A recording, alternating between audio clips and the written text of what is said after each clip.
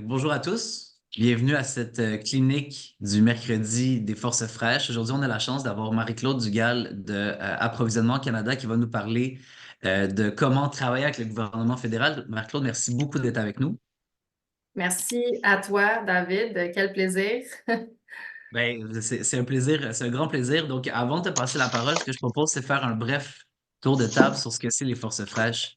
Donc, c'est une initiative qui a été lancée pendant la pandémie par deux entreprises d'économie sociale, Mangrove et le Bureau estrien de l'audiovisuel et du multimédia, le BEAM. Comme vous le savez sûrement, il y a eu une importante migration interrégionale au Québec pendant la pandémie, des gens qui ont quitté les milieux urbains pour aller dans les milieux ruraux. Et ce qu'on constatait, par exemple, à Saint-Adrien, où le BIM est en Estrie, c'est qu'il y a beaucoup de gens qui voulaient entreprendre dans les milieux d'accueil, mais qui ne connaissaient pas nécessairement les codes. Et donc, quelqu'un qui a entrepris toute sa vie à Montréal, où ça va extrêmement vite, et se rendre dans un milieu où il y a 450 personnes, et d'entreprendre avec la même vitesse, avec les mêmes codes, il y a des chances qu'il y ait des clashs culturels. Donc ça, c'était la prémisse des Forces fraîches. C'est un espace d'intelligence pour inspirer, outiller, favoriser le maillage entre les entrepreneurs, les porteurs de projets et les organismes socio-économiques des 17 régions du Québec. Si vous allez sur le site des Forces fraîches, forcesfraîches au pluriel.ca, vous allez voir que dans la vidéothèque, il y a peut-être une cinquantaine de cliniques, ateliers, rencontres, sommets qu'on a organisés, qui sont comme un 360 sur l'entrepreneuriat régional. Donc, c'est une bonne manière là, de préparer son approche si on a le goût d'entreprendre en milieu régional. Mais je vous dirais que dans la dernière année, il y a eu un pivot qui a été fait parce que dans le fond, ce qu'on a réalisé, c'est que la communauté était principalement composée d'entrepreneurs et porteurs de projets qui voulaient avoir un impact au sein de leur communauté. Donc, on parle d'innovation sociale, on parle de financement, on parle de collaboration, on parle de relations avec les milieux, on parle de politique municipale. Et donc, tous les sujets nous intéressent. Donc, si vous avez un sujet qui pourrait intéresser des entrepreneurs ou des porteurs de projets, ben, il nous ferait plaisir de vous offrir une tribune, comme aujourd'hui c'est le cas avec Approvisionnement Canada, pour parler d'une opportunité ou d'une innovation ou d'un concept qui pourrait aider les porteurs de projets à cheminer et à avoir plus d'impact. Donc, sans plus tarder, je remercie encore Marc-Claude d'être avec nous. Je te passe la parole. Moi, je reste disponible si tu as besoin de moi. Et donc, la parole est à toi. Merci, David. Euh, alors, voilà, je vais vous présenter ce que j'ai. Donc, j'ai des diapos pour accompagner ce que je vais dire. Euh, donc, bien, tout d'abord, merci encore d'être là. Merci, David, pour cette invitation et l'organisation de ce webinaire ce midi. Merci d'être là aussi, de prendre le temps le midi pour venir nous écouter. C'est pas toujours facile, mais j'apprécie et je suis très contente d'être ici avec vous aujourd'hui. Mon nom est Marie-Claude Dugal. Je suis spécialiste en approvisionnement à Service public et Approvisionnement Canada. Je fais partie d'une équipe qui s'appelle Soutien en approvisionnement Canada. Et ce qu'on fait, c'est qu'on aide les entreprises, on les accompagne à faire affaire avec le gouvernement, à comprendre les processus d'approvisionnement. On sait que ça peut être lourd pour certains, surtout les petites et moyennes entreprises. Donc, on a vraiment été créé pour les petites et les moyennes entreprises pour vraiment vous aider à vous diriger, bien vous diriger vers les appels d'offres, vers les différentes politiques et procédures. Donc, c'est un monde qui est très complexe et on est là pour vous aider. Je suis moi-même ancienne acheteuse, donc j'ai été dans l'approvisionnement pendant près de 15 ans. Et maintenant, je suis passée du côté de la formation, de l'aide aux entreprises. C'est vraiment ça que j'apprécie. C'est ce qui... Je voulais prendre toutes mes connaissances et les donner, les transférer aux entreprises pour pouvoir les aider. C'était mon sens de l'aide qui faisait plus partie de moi finalement que d'être devant un ordinateur à rédiger des contrats toute la journée. Donc, aujourd'hui, je vais vous faire un court aperçu de l'approvisionnement, comment ils sont faits au gouvernement, aussi nos services à soutien d'approvisionnement et comment on peut vous soutenir comme entreprise. Donc, tout d'abord, qui sommes-nous? Je vous en ai parlé, je viens de vous en parler un tout petit peu, mais je vais vous redire ça dans des mots plus clairs. Donc, Soutien à l'approvisionnement Canada est une équipe qui a été créée au sein du ministère des Services publics et Approvisionnement Canada pour aider les entreprises plus petites et aussi celles de la diversité à naviguer à travers le processus d'approvisionnement fédéral. Parce que nous savons qu'il est difficile pour les petites et moyennes entreprises de faire affaire avec le gouvernement. Ça peut être par manque de temps, ça peut être par manque de ressources. On sait que les grandes entreprises ont souvent des équipes complètes qui ne font que ça, la vigie des appels d'offres, même que certains connaissent les marchés tout aussi bien que nous. Donc, toujours dans l'optique de l'égalité, de la diversité, le groupe a été créé, l'équipe a été créée il y a à peu près 15 ans pour appuyer les PME. Donc, notre rôle vraiment, c'est d'appuyer les PME, de discuter avec vous, les entreprises, afin de vous aider, de vous informer sur la façon dont les biens et services sont achetés au gouvernement. On s'efforce aussi de réduire les obstacles, les barrières pour assurer l'équité du processus d'approvisionnement. On recherche également des occasions d'accroître la participation des entreprises issues de la diversité dans les marchés publics. Nous mettons en place des grands événements pour des entreprises dans un domaine particulier. Donc, par exemple, dans la dernière année, on a organisé plusieurs événements, dont un pour les entrepreneurs femmes, avec le Réseau des femmes d'affaires du Québec, un événement pour les entreprises en technologie verte en collaboration avec l'Écotech. Et finalement, notre tout dernier, un des exemples, c'est une foire commerciale en personne qu'on a fait à Québec. On en a fait une aussi à Montréal pour les entrepreneurs autochtones qui réunissaient une vingtaine d'organismes fédéraux. Et donc, c'était pour permettre le dialogue entre les organismes fédéraux et entrepreneurs autochtones. Donc, on fait plusieurs événements comme ça. Et aujourd'hui, c'en est un autre exemple qui réunit des entreprises qui sont de partout au Québec. Donc, sur le sujet d'accroître la diversité des fournisseurs, donc, il existe plusieurs initiatives qui visent à accroître la diversité des soumissionnaires dans les appels d'offres. Et ça, c'est pour aider à bâtir une économie qui est plus inclusive en stimulant la compétitivité et la prospérité des entreprises canadiennes. Tout d'abord, la stratégie d'approvisionnement auprès des entreprises autochtones. Donc, vous venez de m'en entendre parler, hein, les entreprises autochtones, c'est un sujet chaud. Le gouvernement a comme objectif d'atteindre 5 de la valeur totale des contrats octroyés à des entreprises autochtones. Et donc, parfois, on va réserver des marchés pour les entrepreneurs autochtones. Par exemple, si un projet doit se faire dans une réserve, alors le marché sera automatiquement réservé pour les entreprises autochtones puisqu'ils se trouvent sur leur terre. Si aucune entreprise ne se manifeste, alors l'appel d'offres sera ouvert à tous. Un autre exemple de marché réservé, c'est lorsqu'on connaît l'offre des entreprises autochtones et qu'on sait qu'ils peuvent répondre à un appel d'offres. Alors, nous pouvons réserver une partie de l'appel d'offres ou la totalité. Donc, tout ça dans le but d'atteindre au moins notre 5 de la valeur des contrats, ce qui est, je dirais, en route pour cette année. Ensuite, l'initiative Mieux acheter. Donc, c'est le plan de Services publics et approvisionnement Canada. Là, en passant, quand je parle de Services publics et approvisionnement Canada, peut-être que pour vous, c'est comme un nouveau nom. J'ai oublié de mentionner que c'est le ministère qui s'appelait auparavant Travaux publics. Peut-être que ça vous dit quelque chose. Travaux publics et services gouvernementaux au Canada. On appelait ça souvent TPSGC, en anglais, PWGSC. Vous avez sûrement entendu parler. Donc, juste pour vous remettre un peu en contexte, là, Services publics et approvisionnement Canada, je vais en parler plus tard, c'est le ministère principal des achats. Donc, c'est le ministère aussi principal donc, qui s'occupe des politiques concernant les achats. Donc, c'est pour ça que ces initiatives-là découlent de notre ministère. Donc, l'initiative Mieux acheter, c'est pour faciliter le processus d'approvisionnement en accélérant le déroulement et en améliorant l'accessibilité pour les fournisseurs et les acheteurs. Notre ministère veut accroître les occasions de marché pour les groupes sous-représentés et mettre en place un approvisionnement fédéral conçu dans une optique d'accessibilité. On veut aussi moderniser, simplifier les processus afin de faciliter la tâche des fournisseurs et des soumissionnaires.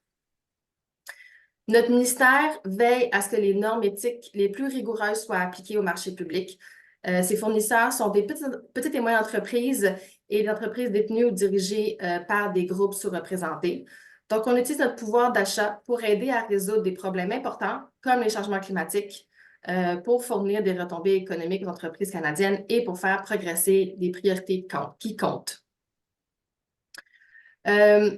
Donc, ça signifie également utiliser le pouvoir d'achat du gouvernement pour le plus grand bien, pour atteindre les objectifs sociaux tels que protéger les droits de la personne dans les chaînes d'approvisionnement fédérales, veiller à ce que les fournisseurs aient un bon rendement et offrent de la valeur à la population canadienne, répondre aux besoins de nos militaires, rendre l'approvisionnement plus écologique et plus encore.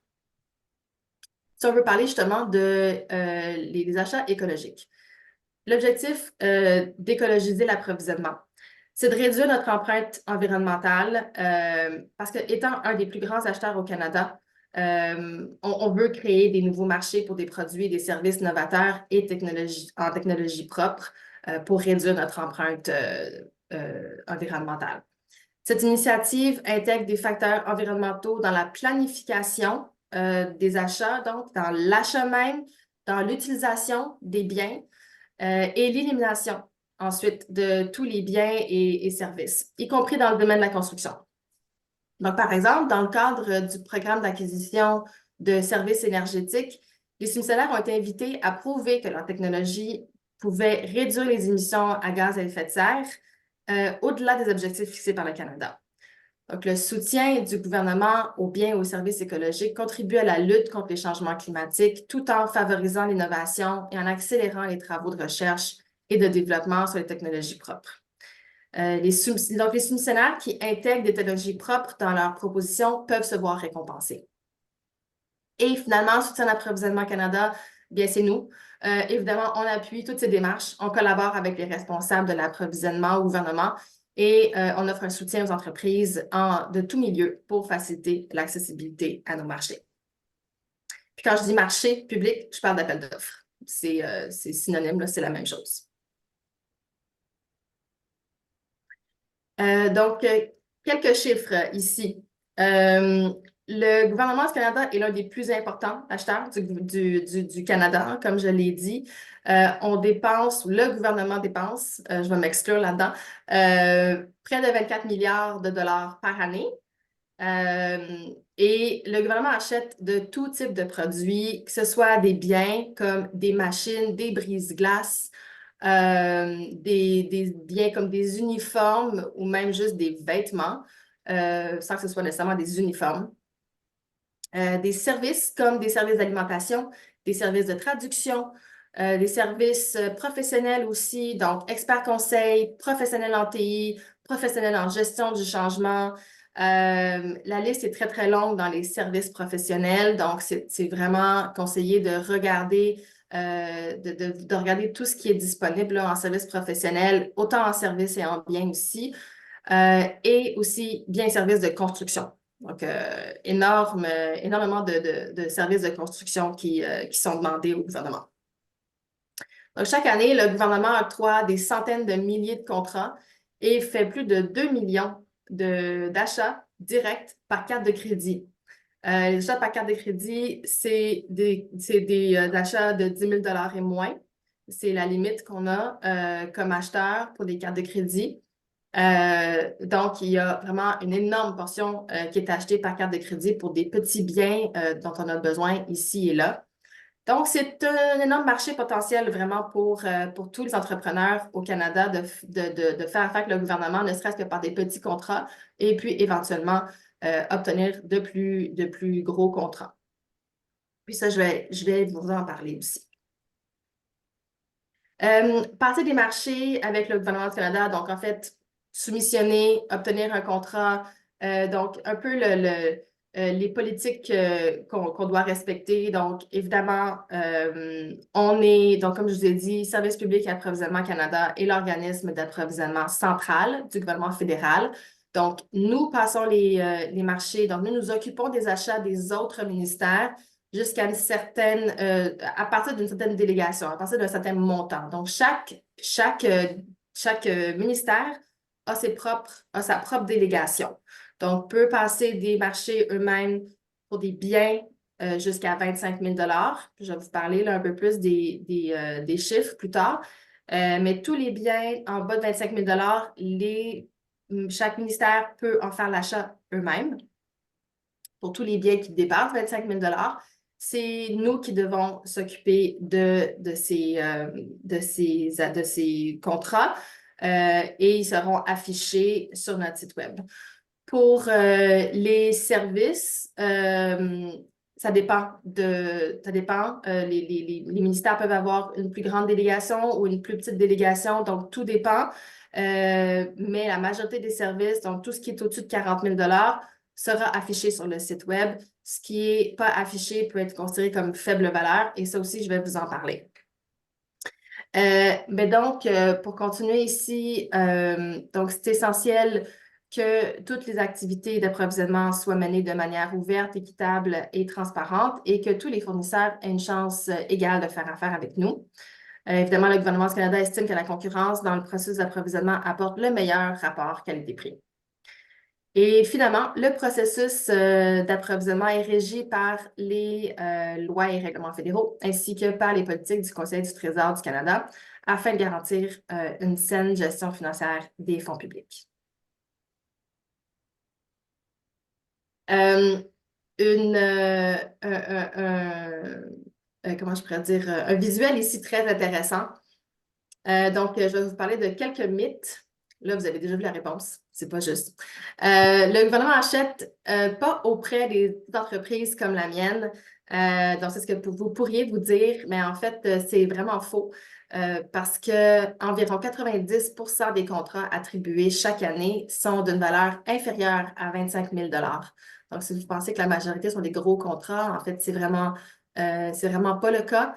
10 % à peu près des gros marchés sont de plus de 25 000 $. Donc, quand vous pensez justement à des achats de brise-glace, d'avions de chasse, on voit ces achats-là. Souvent, on les voit, on en parle aux nouvelles, mais ce n'est que la pointe de l'iceberg vraiment de ce qui est acheté au gouvernement.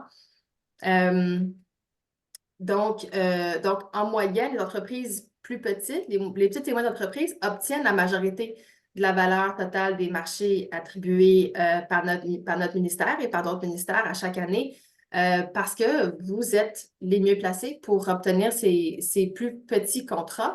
Une autre donnée que j'ai pas que j'ai pas ici, mais que je pourrais vous dire, c'est que 74 % des contrats ont une valeur de moins de 1 million de $.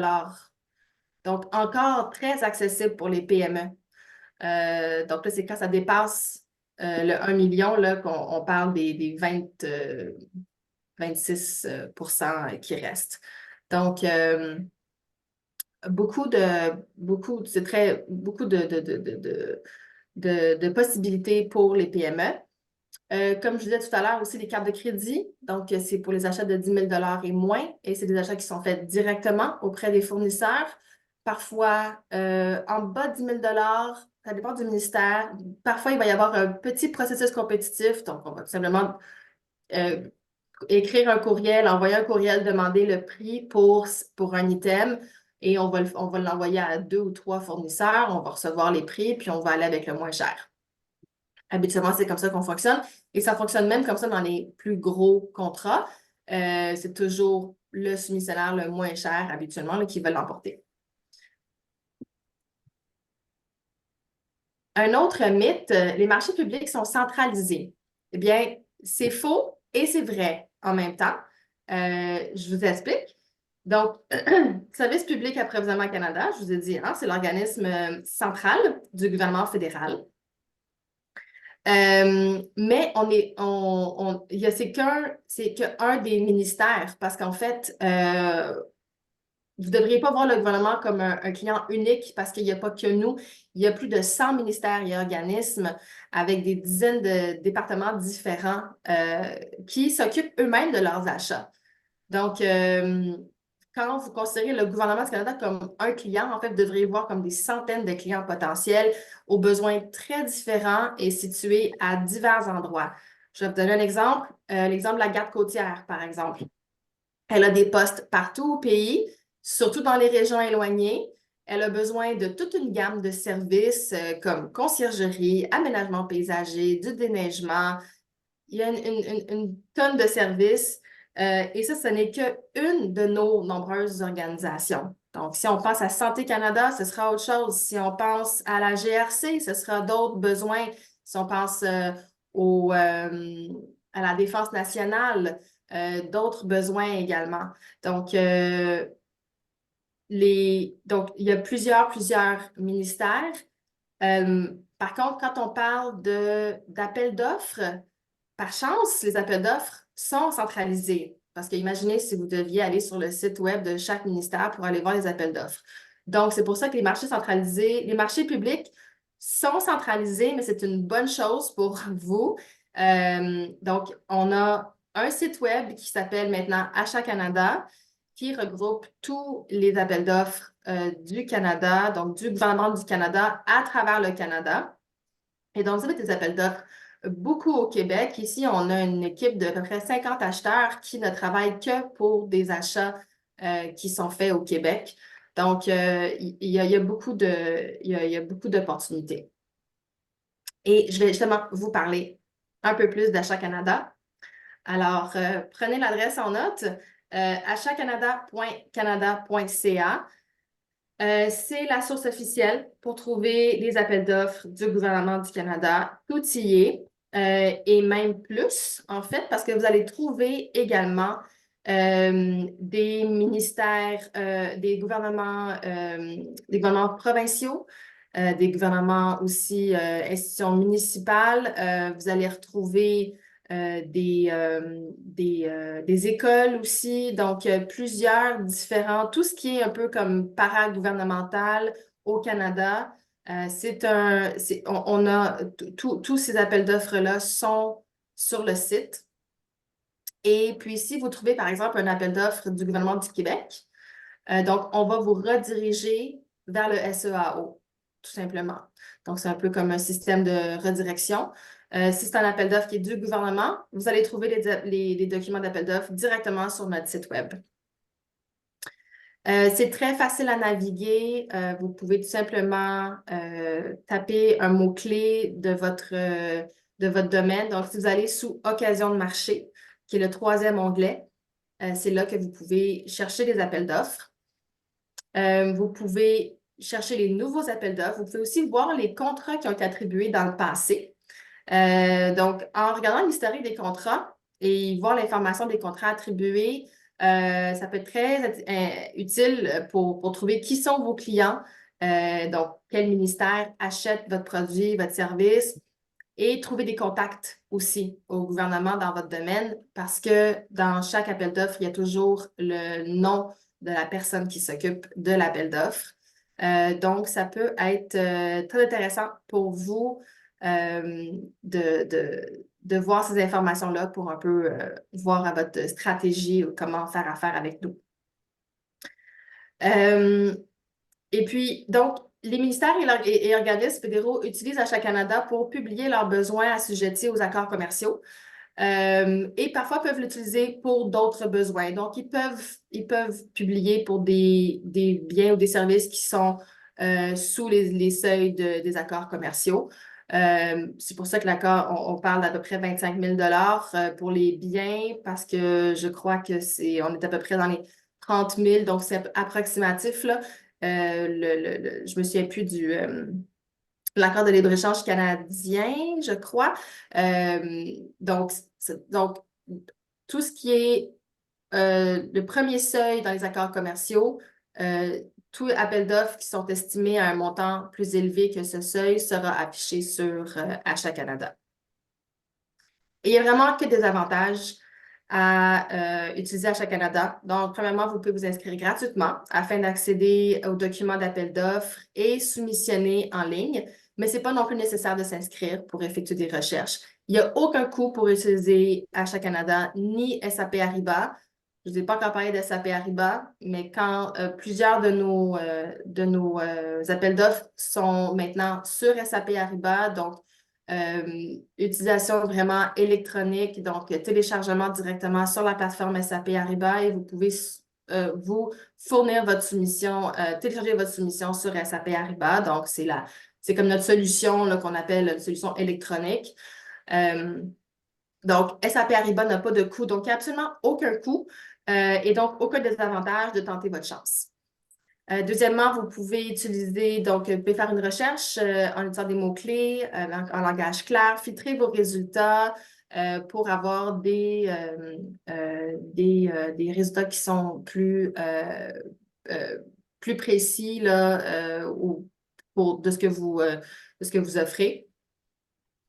Et finalement, vous pouvez aussi sauvegarder votre recherche ou vous abonner aux avis par courriel pour recevoir les nouveaux appels d'offres ainsi que tous les changements, ajouts ou autres un appel d'offres directement dans votre boîte courriel.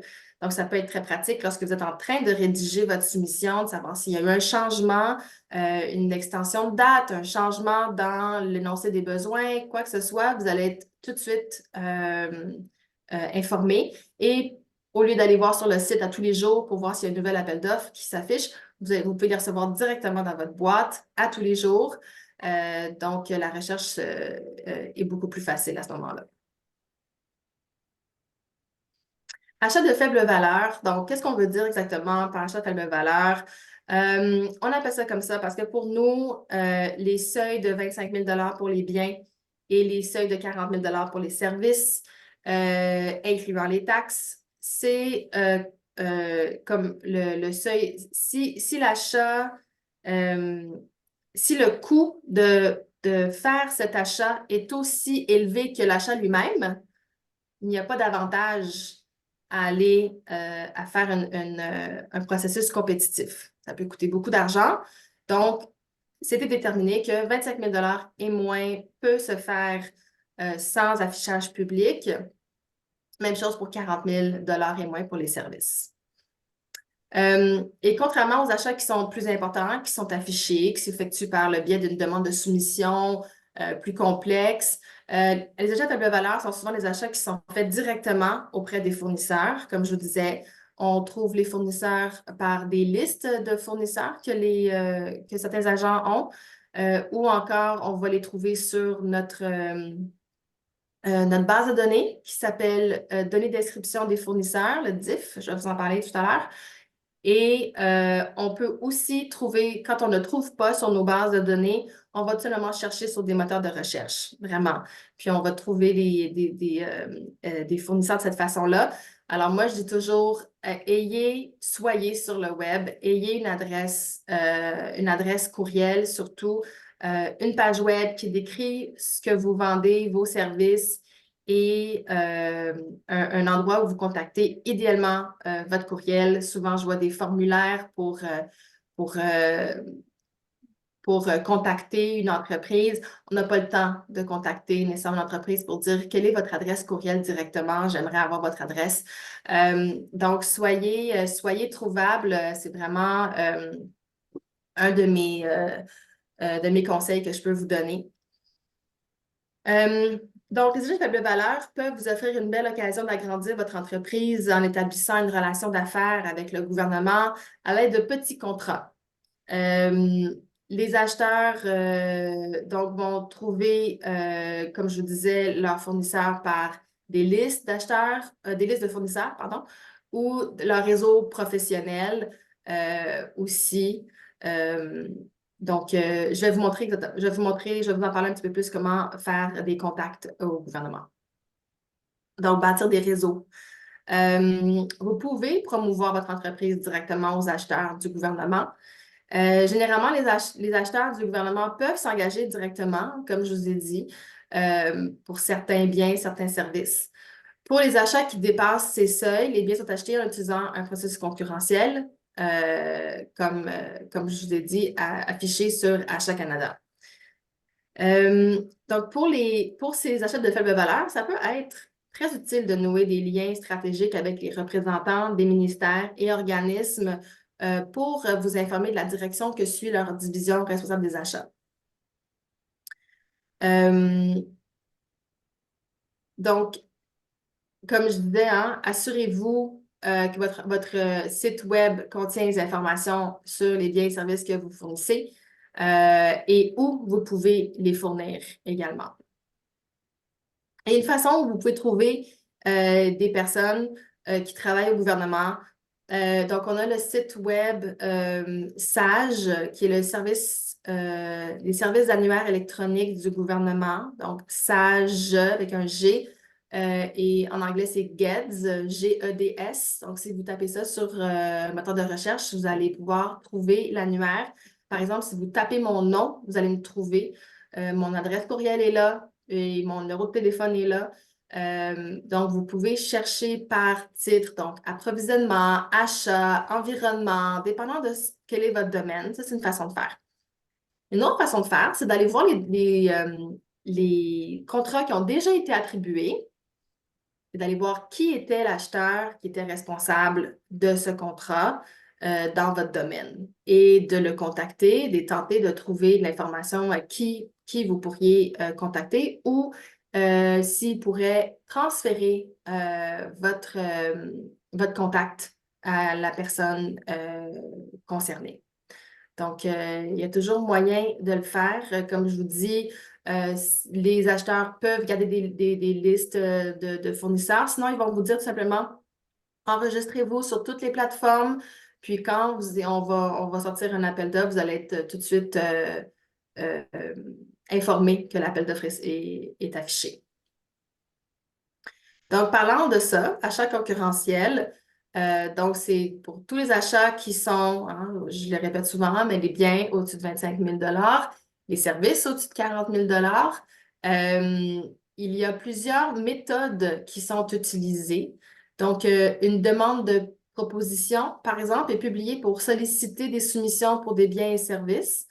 La demande va préciser les exigences de biens ou de services qui décrit les critères d'évaluation qui seront utilisés pour la sélection de la solution retenue. Souvent, une demande de proposition, c'est on vous demande une proposition vraiment de nous proposer une solution, si on veut.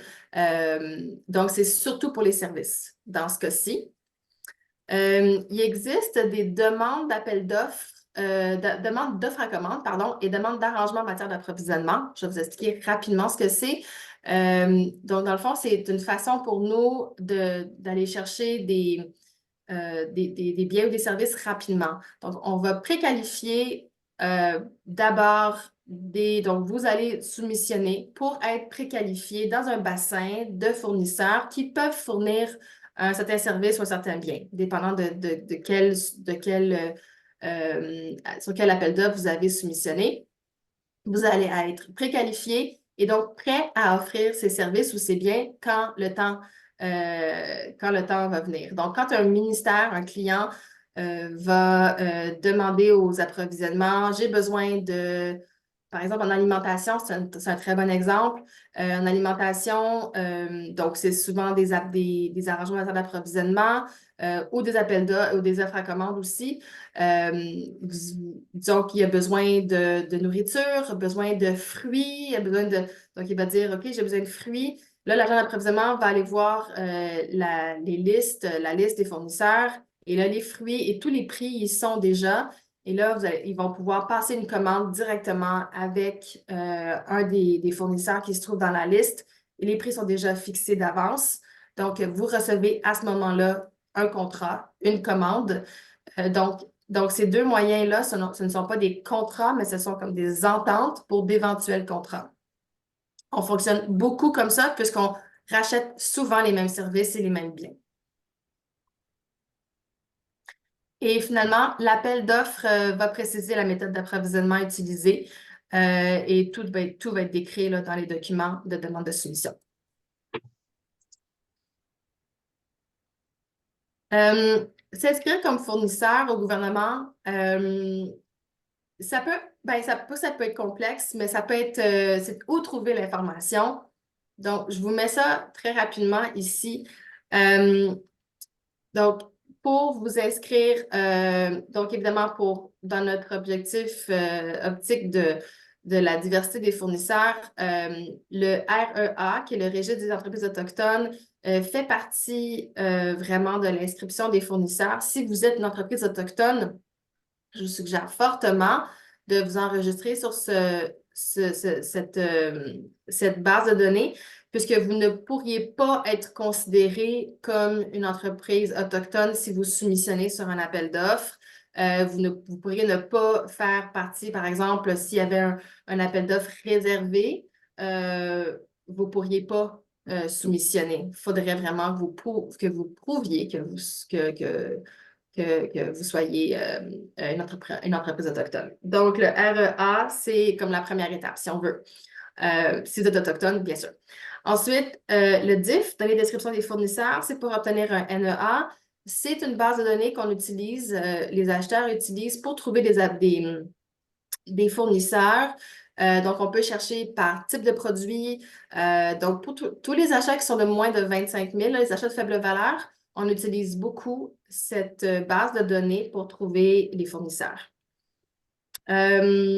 Donc, ensuite, le DIF, en fait, c'est le NEA. Donc, c'est comme une petite erreur ici, là, mais c'est la même chose. Donc, une fois que vous êtes enregistré sur le DIF, vous avez ensuite un numéro d'entreprise d'approvisionnement qui...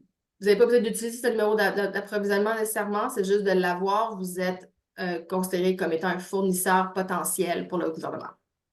Et finalement, SAP Ariba, donc il soit possible que vous trouviez des appels d'offres qui sont sur SAP Ariba, donc on vous conseille de vous inscrire sur SAP Ariba, ne serait-ce que pour trouver d'autres appels d'offres de d'autres organisations, parce que ce n'est pas que le gouvernement qui utilise SAP Ariba.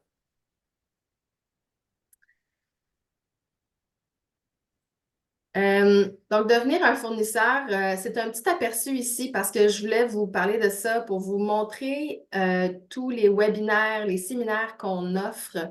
On offre des séminaires vraiment pour chacun de ces différents sujets. Donc, comment s'inscrire comme fournisseur. On vous accompagne aussi à vous inscrire si vous avez de la difficulté.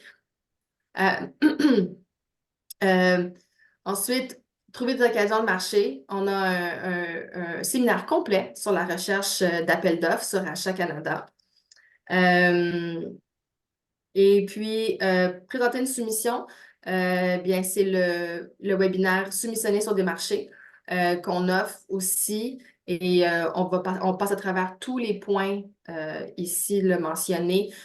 Donc, n'hésitez pas, dépendant de où est-ce que vous êtes dans votre processus aussi, parce qu'on ne veut pas nécessairement que vous alliez vous inscriviez directement à comment présenter une soumission. Je pense qu'il y a on a un chemin, disons, si on veut. On a comme un parcours du soumissionnaire, puis on suggère vraiment de suivre ce parcours. Donc, la formation aujourd'hui, c'est une formation d'introduction, c'est un webinaire qu'on donne, il est un peu modifié pour vous aujourd'hui, mais c'est un webinaire qu'on donne régulièrement qui montre un peu un survol, introduction, mais on a des webinaires qui sont beaucoup plus longs et avec beaucoup plus de matière, comme faire affaire avec le gouvernement, trouver des occasions de marché, soumissionner sur des marchés. Donc, c'est important de les faire en ordre si vous voulez avoir vraiment un bon aperçu, puis vraiment bien comprendre comment on fonctionne. Marie-Claude, Oui. je vais voir, est-ce que tu prends les questions? Parce que dans le chat, on aurait 2 questions. Oui, je pourrais les prendre à la fin, par contre. Parfait. Ce serait correct? Ben oui, c'est ça. Je voulais juste savoir comment tu vas fonctionner. Super. OK. Ouais, je vais les prendre à la fin. D'ailleurs, il va falloir une petite note on va falloir qu'on arrête l'enregistrement avant les questions aussi. Chose qu'on n'avait pas discuté avant. Si c'est possible. Si Aucun possible. problème. Avec plaisir, certainement. Donc, nos services, donc vous avez vu, là, j'ai fait vraiment un survol, puis on va revenir aux questions absolument. Mais j'ai fait vraiment un survol parce qu'on n'avait pas beaucoup de temps non plus. Mais je veux revenir à nos services de sans approvisionnement, parce que peut-être que vous avez tout oublié ce que je viens de vous dire. Là. Vous dites, ah, c'est quoi les faibles valeurs? C'est quoi les achats qui sont publiés? Je suis tout mêlée. Bien, on est là pour ça. On est là pour vous accompagner. Souvent, je passe beaucoup de temps avec les entrepreneurs là, sur place. J'étais dans un forum hier, puis je me dis, j'explique beaucoup, beaucoup de choses comme ça, mais finalement, une séance seule, un à un, souvent va être beaucoup plus bénéfique. Donc, c'est ce qu'on offre. Donc, des séminaires, je vous en ai parlé. On en offre plusieurs. On en offre une dizaine de séminaires, plusieurs fois par semaine. On offre des rencontres individuelles, donc vous pouvez absolument m'écrire personnellement puis me demander, OK, il faut qu'on repasse à travers mon cas spécifiquement, parce que chaque cas est très différent aussi. Chaque service, chaque bien est très unique.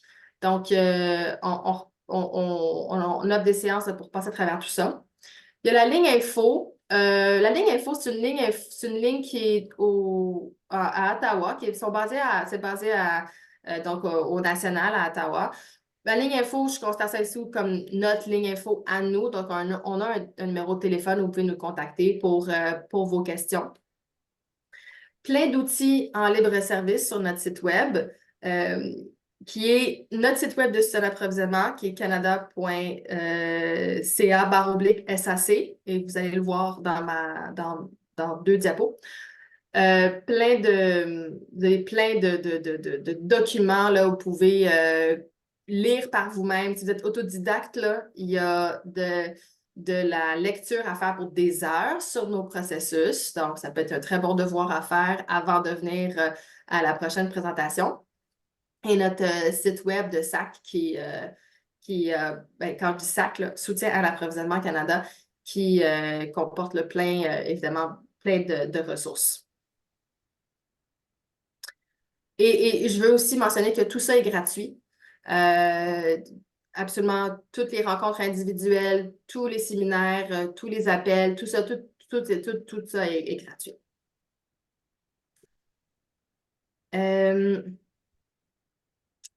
Attendez, qu'est-ce qui se passe? OK.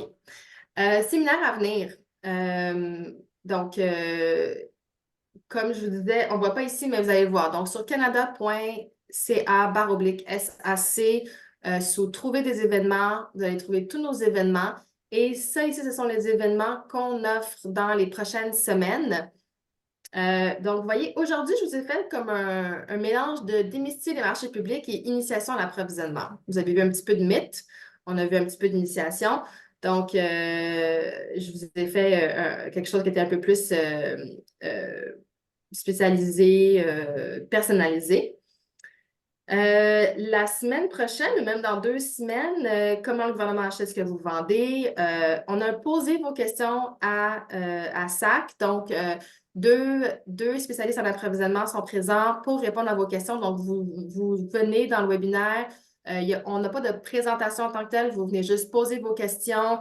Ça peut être très utile pour les autres participants aussi. Puis, quand votre question est répondue, vous pouvez repartir.